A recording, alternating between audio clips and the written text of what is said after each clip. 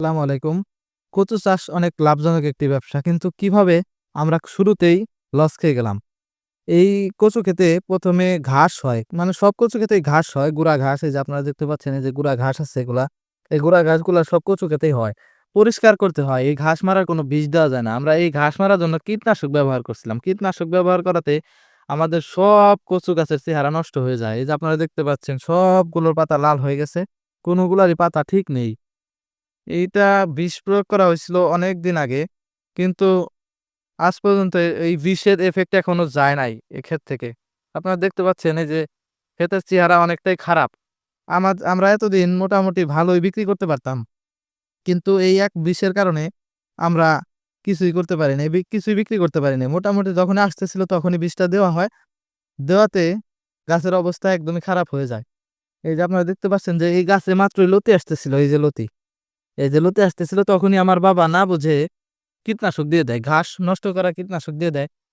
এটা এত মারাত্মক ছিল যে এখনো সেটার ইফেক্ট শেষ হয় নাই। গাছ এখনো ভালো হইতে পারে নাই। দিছে মোটামুটি আরো ১ মাস আগে। দেখেন কি পরিমাণ বিষের ক্ষমতা। এখনো গাছ ভালোভাবে এই যে জ্বালাইতে পারতেছে না। এই যে মাঝখান দিয়ে এখনো সাদা হয়ে আছে এই যে।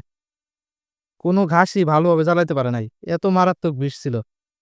এই যে গাছের অবস্থা উন্নতি হইতেছে কিন্তু খুব ধীরে, ধীরে। আমার এক আন্টি আছে উনি কৃষি অফিসার।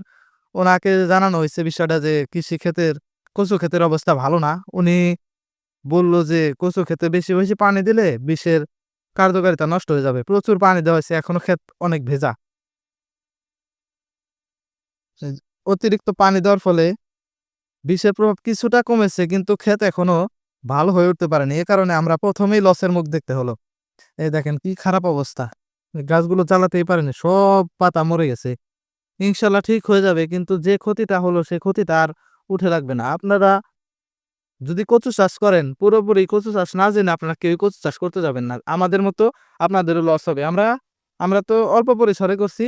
প্রায় ৫% জায়গার ভিতরে আমরা কচু লাগিয়েছি। সে ৫% তে প্রায় ৳৭,০০০ র মতো খরচ হয়েছে। আমরা চারা আনছিলাম ৳২ পিস। ৳৭,০০০ মতো খরচ হয়েছে। লাভ করতে পারি নাই কিন্তু এখনো লসও হয়নি। যদি গাছ ইনশাআল্লাহ ভালো হবে। যদি গাছ ভালো হয়ে যায় তাহলে আশা করি আমরা লাভের মুখ দেখতে পারবো। কিন্তু অনেক সময় লাগবে। এই গাছের যে একটা ধকল, এই ধকলটা শেষ হতে অনেক সময় লাগবে।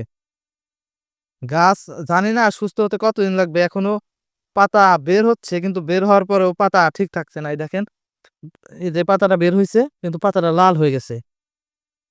এই যে পাতাটা লাল। এই পাতা ইনশাআল্লাহ ঠিক হয়ে যাবে কিন্তু সময় লাগবে।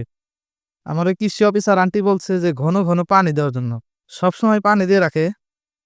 এই যে আপনারা যদি দেখতে চান এই যে ঘাসে কি পরিমাণ বিষে এফেক্ট করছে।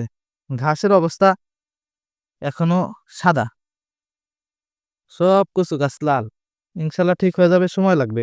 আপনারা না জেনে কেউ এই কচু চাষে এইভাবে আসবেন না। কচু চাষ না জেনে যদি আপনারা আসেন, আপনারা যেমন আমরা ইউটিউবেও দেখছি, তারপরে আমার পাশের এলাকায় একজন মুরুব্বি আছে, উনি কচু লাগাইছে। আমি উনার কচু বিক্রি করতেও দেখছি।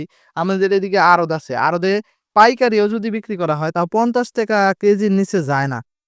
আপনারা সবাই দেখলেন যে এই কচুতে প্রচুর পরিমাণে লাভ। ইউটিউবে দেখাইলো যে প্রচুর পরিমাণে লাভ, অনেক লাভ। আসলেই লাভ কিন্তু যদি আপনি বুঝেন তাইলেই আপনার জন্য লাভ। যদি না বুঝেন আপনার কাছে এটা কখনোই লাভজনক হবে না।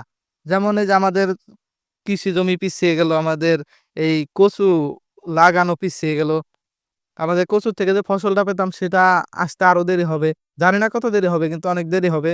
এখন মোটামুটি গাছের অবস্থা আছে। কিন্তু ওই পাশটায় বীজটা একটু কম পড়ছিল। ওই পাশে ঘাস আছে। আর এই পাশে বীজ বেশি পড়ায় এই পাশে কোনো ঘাসই নেই। ওই পাশের কচুর গাছের চেহারাও ভালো। যদি আপনাদেরকে দেখাই যে আপনারা দেখতে পারবেন। এদিকে কচুর গাছের চেহারা একটু ভালো। আর ওইদিকে কচু গাছের চেহারা একদমই খারাপ। গাছ নেই বললেই চলে। এই যে এইদিকে তাও প্রত্যেকটা গাছে ৩-৪ টা করে পাতা আছে। এই গাছে পাতাই নেই। ১ টা করে পাতা আছে। আর এই যে নতুন করে কুশি ছাড়তেছে। ১ টা করে পাতা আছে। তাছাড়া কোনো পাতা নেই। এই পাশের অবস্থা খুব খারাপ। এই পাশে ঠিক হতে আরো বেশি সময় লাগবে। ওই পাশে যদি একটু কম সময় লাগবে। এভাবে আপনারা কচু চাষ পুরাপুরি জেনে বুঝে তারপরে আপনারা কচু চাষে আসবেন। আর আমাদের এই কচু ক্ষেতের আপডেট পেতে আপনারা সবাই সাবস্ক্রাইব করে দিবেন। আসসালামু আলাইকুম।